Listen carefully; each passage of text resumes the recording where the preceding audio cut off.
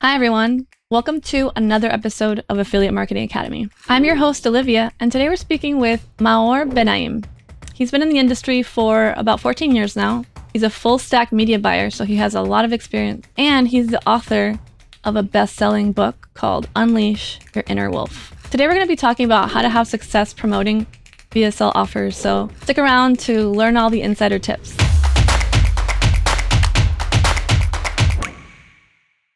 All right. Well, Maor, thank you so much for joining us today. Really appreciate it. Today, we're going to talk about how to have success promoting VSL offers. But before we get started into today's conversation, Maor, can you tell us a little bit about yourself and how you got into the space? Well, yeah, I've been in the space something like 14 years now, I think. I've been playing with the affiliate marketing world, with the agency world, and just like having brands of my own. So I'm kind of like doing everything. My true passion, believe it or not, is not marketing as much as it is to really help people. So that's why I came up with my first book in October. It's called Unleash Your Inner Wolf. It's kind of like a mixture of digital marketing and entrepreneurship with everything I learned from therapy, and lots of therapy. And it's like 40 plus therapists and business coaches and stuff like that. So that's a big portion of what I do now. I'm still a media buyer. I still run my own campaigns. I have teams and stuff like that. But right now it's so diverse. It's like 9 different companies and different people managing it and media buyers and stuff like that. So I am digging into the campaigns regardless of how big or small they are, because that's like my obsession. I'm a person that really obsesses. But yeah, that's like my two biggest passions. Cool.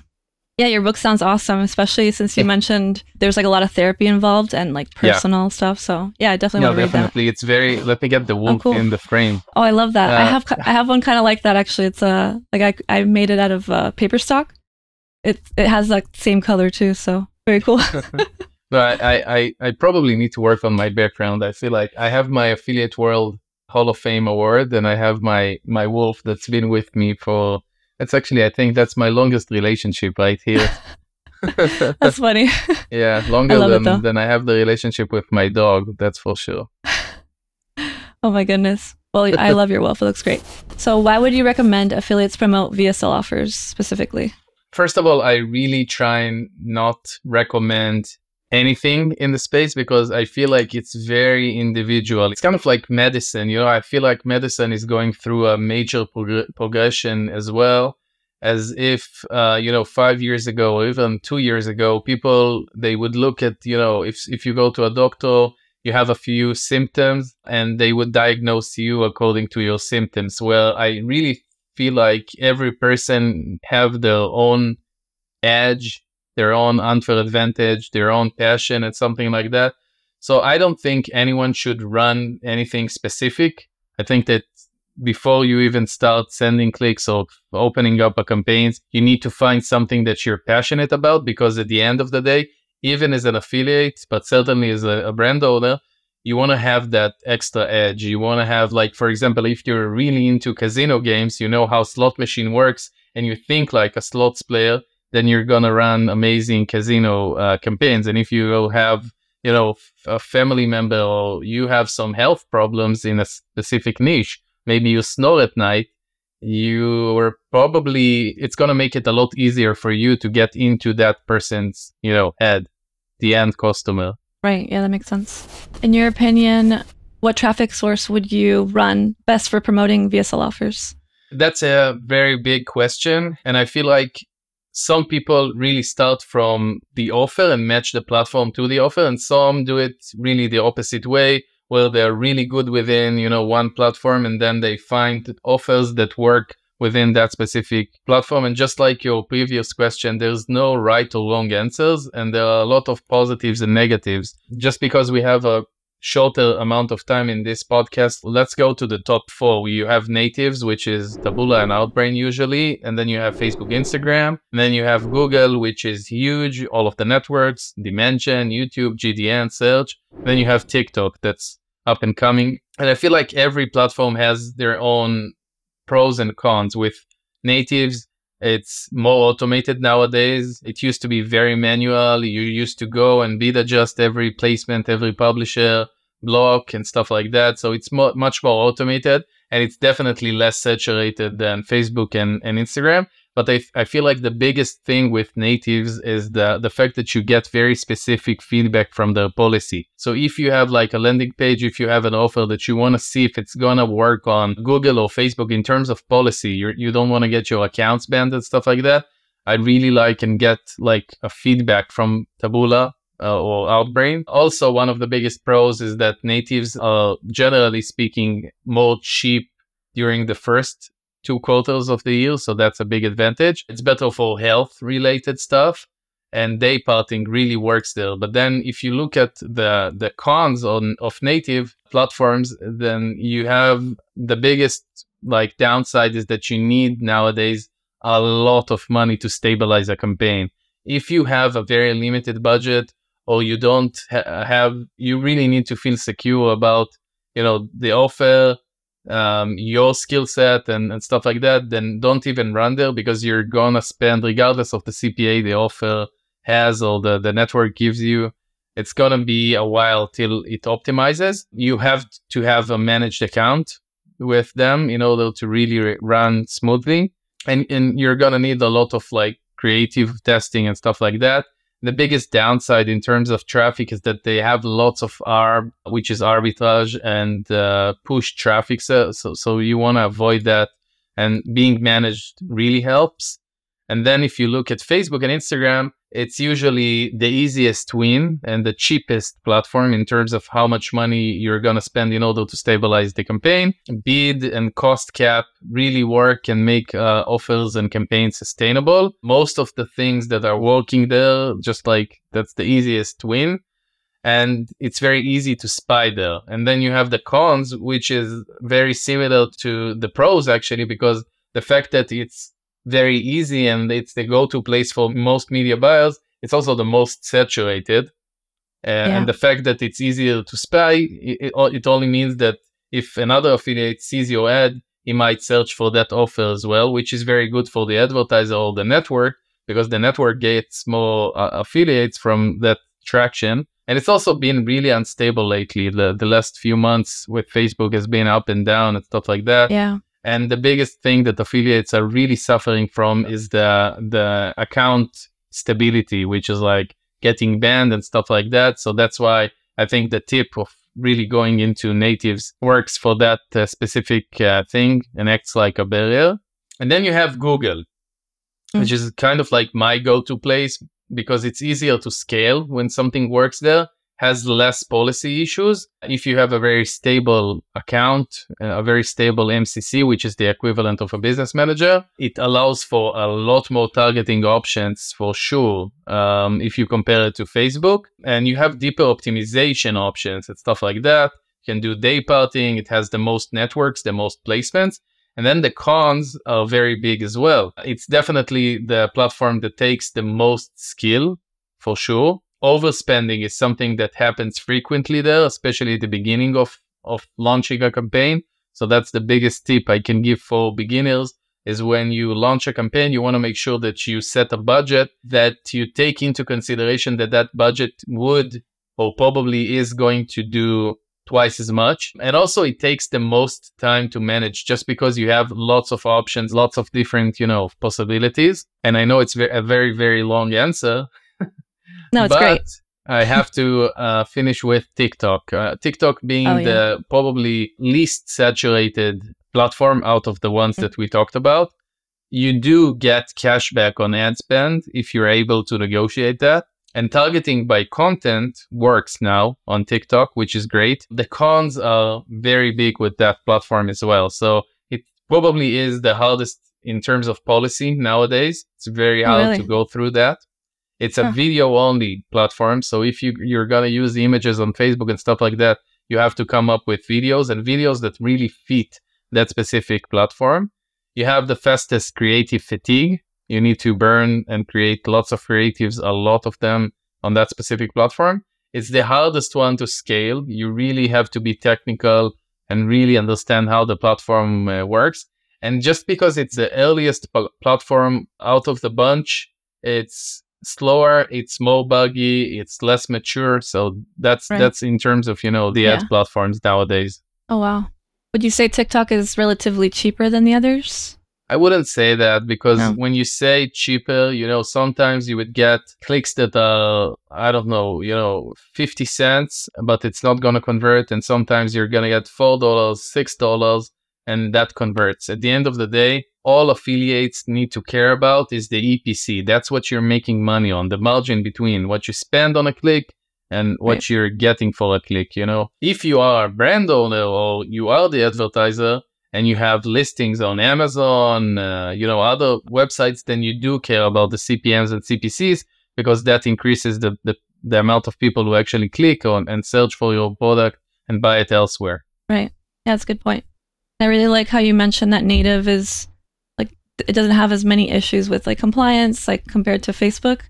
It's not that it doesn't have, compared to Facebook, Facebook is like the hardest one, by far. Yeah. It's not that they don't have it, it's that they, unlike Facebook, I mean, my biggest rejection with Facebook is that the fact that they don't give you, they've never given any sort of like explanation in regards to what's wrong, so they kind of like built the black hat industry within their own, two hands, just because they've never given any explanation. If they would have said, you need to change that, or we have an issue with the algorithm that recognizes this and that, then people would make adjustments, at least some of them. But since they haven't, people were making money and they're just opening up more accounts and stuff like that. And that has made the platform a lot more sensitive on the other side. So yeah, it's a mess. I know a lot of affiliates that have gone through that. And even me, like when I've tried to run ads and get banned for practically no reason because you really don't know what's going on. It's just very frustrating. Yeah, so what happened is kind of like it's a circle at the end of the day. So because people really abused that system and they've gotten into lawsuits and stuff like that, they've made the system and the platform so sensitive to the point where it's blocking people for no reason. So yeah, it's frustrating. So I know you said you don't really recommend anything specific for anyone, but would you say that there's a type of creative that works best for VSL offers? I'm not a creative guy. I'm a very technical guy. I don't do any creatives.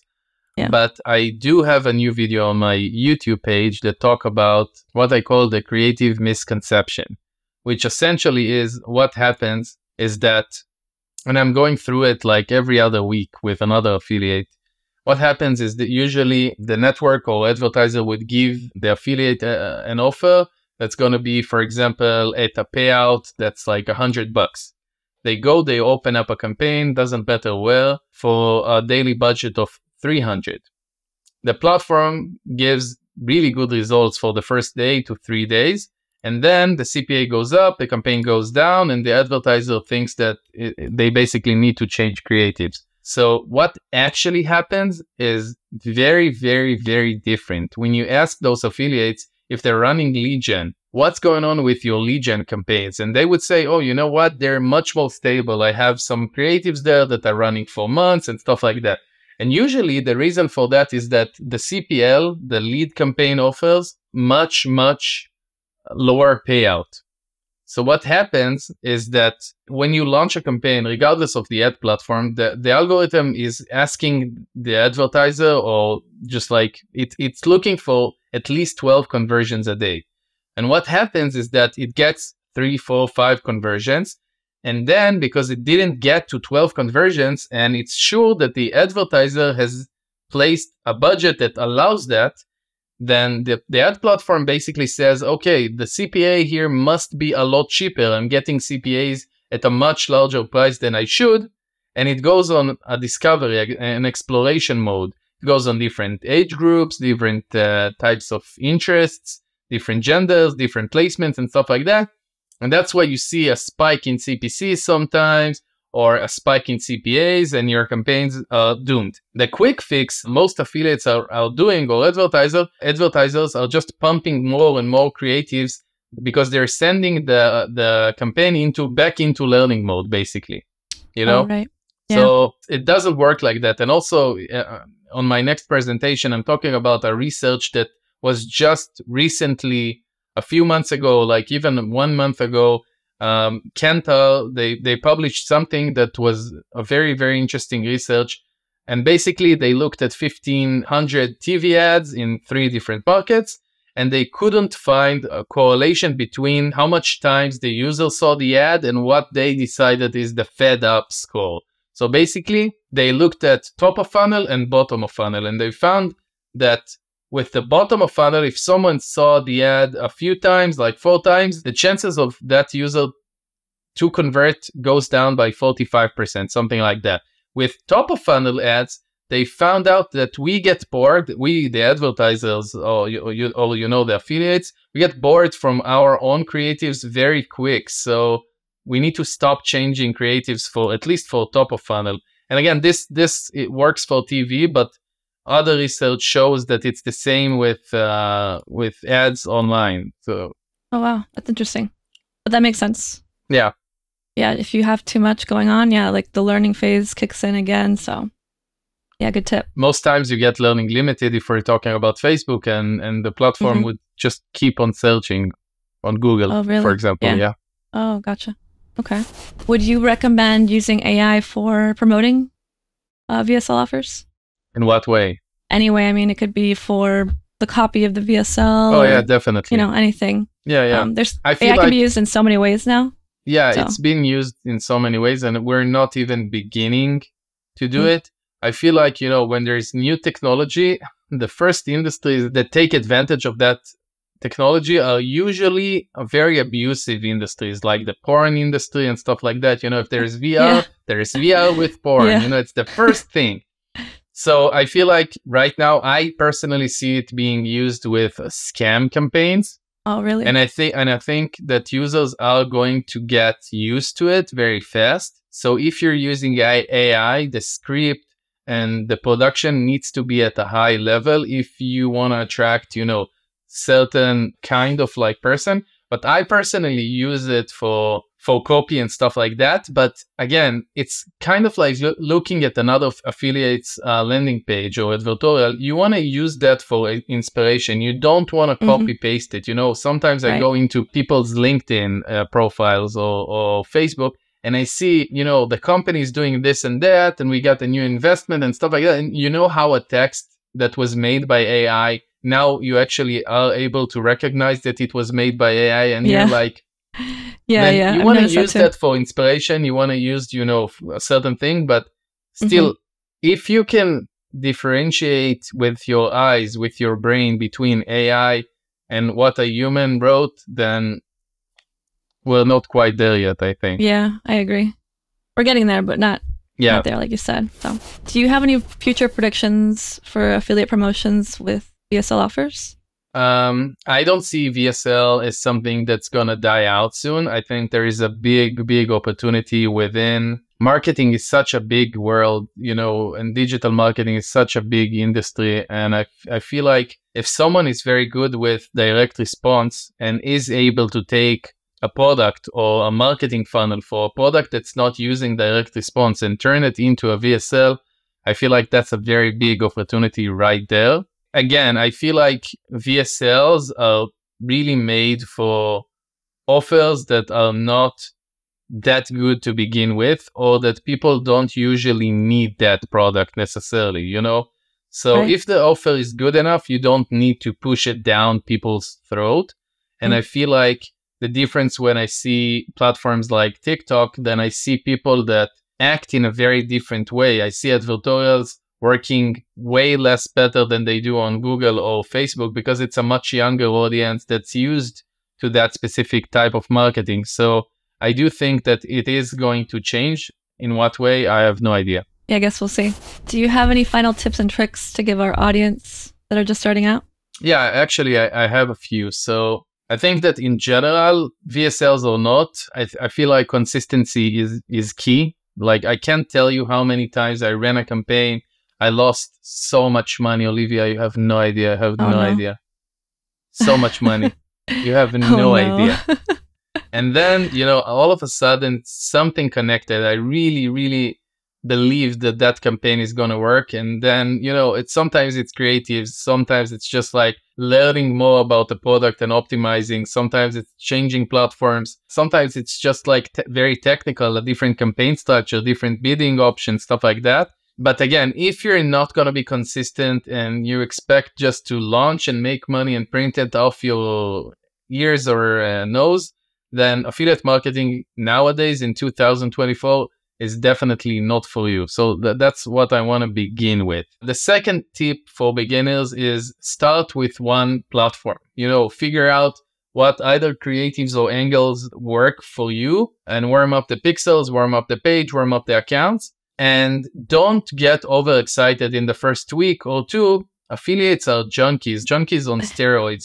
They're dopamine junkies, of course. Right. Yeah. So they get very excited on the first week, first 10 days. They write to their affiliate manager, it's working amazing, blah, blah, blah. And then they start scaling all over the place, and they start either losing focus or their offer goes down or something like that. So build a very stable baseline of profitability within one platform and use those profits to test on other platforms. That's the second tip that I have. The third tip is a bit more technical and more advanced, and that's make sure that you implement more than one conversion when you run VSL campaigns. So you got to understand that the platforms, the ad platforms, they're built mainly 95, 98% for two types of campaigns: lead campaigns, e-commerce campaigns. Right. They're not built for arbitrage campaigns. They're not built for VSLs. So they need to see the whole funnel. They need to see someone who clicks on a product, adds to wishing list, adds to cart, initiates checkout, every, standard conversion that Shopify implements automatically when you connect and sync the Shopify Facebook app with the ad account. So you want to imitate that as much as possible. And since you don't have access usually to the offer because you're running it through a network, you want to make sure that you implement as many micro conversions as you can. So for example, if someone clicks out from the advertorial to the landing page, if someone views the video on the VSL for more than 2 minutes, let's call it initiate checkout. Anything that shows the platform, the funnel, so it recognizes and segments out the different audiences. That's a very big one. I think I said it within TikTok. I would recommend testing direct traffic as well. If you have a store, if you have something like that, don't use advertorials, test it. If you're using a tracker and something like that. I have two tips in mind that are more advanced. Do you want to? Okay. Yeah, okay. Absolutely. So it's like the first time I'm sharing both of them. So cool. The first one is something that I use, which is getting audience that I'm using for one campaign into a second campaign. Okay, so for example, if I'm running a gadget that I know that the main audience that's buying it is people who are over 50 or over even 55. And then I have a campaign that's running an ED type of product, EDME.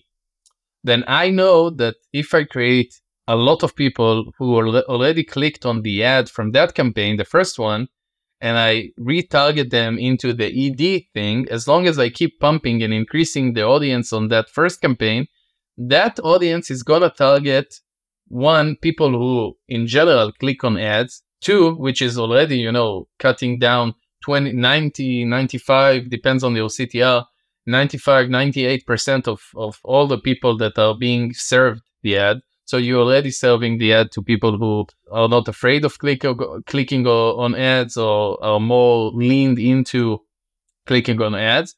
And then the second thing is that you already know the audience age. So you know that the age fits. So that's another filter. And that has been working really good for me, like to the point where some campaigns I lose money here to make money, a lot of money here. Because with pricing, with more affiliates coming, you need to kind of like think of creative ways. And the second tip would be understanding the big change that Facebook targeting has gone through. So right now, the way that Facebook targets is by looking at the ad copy, the text, looking at the image, and looking at the video and the content of the video and understanding what you're really selling. And then it targets people that either clicked on ads that are similar or, stuff like that. So that's the way that it targets nowadays. So if you feel like you're trying to scale and you need a different audience, what you need to do is change basically to a different creative or texts, and you're gonna get different results. The cool thing is that Facebook is also pricing the ads according to the niche. So for example, if you're gonna do a gadget, then you can pay $1 to $3 or $4 CPC. But if you're gonna do ED, you're very highly likely to pay under 30 cents. And so just in general, because I'm not gonna give, a specific example, but just in general, if you can make the ad platform understand or think that you're running ED while you're actually running a gadget, you're gonna get very, very, very cheap traffic. Oh, interesting. Very cool tips. Yeah. Love it. Yeah, a lot of them. Thank you so much for that. And thank you so much for being here with us today. Yeah, thank you guys for inviting me. I absolutely love the company. I think that you guys are really leading the way. I love everyone that works there. Awesome. Thank you. Well, maybe we'll do a part 2 in the future. So, yeah, definitely. Yeah. Thanks again for being here. Well, that's it for today, you guys. I hope this has been an awesome episode for you. I definitely want to use some of these tips that Maor gave us into our own Digistore 24 campaign. So I'm really excited about that. And I absolutely going to read his book. If you want to learn more about it or purchase it, just click on the link in the description. Also, don't forget to like and subscribe. I'll see you guys next time.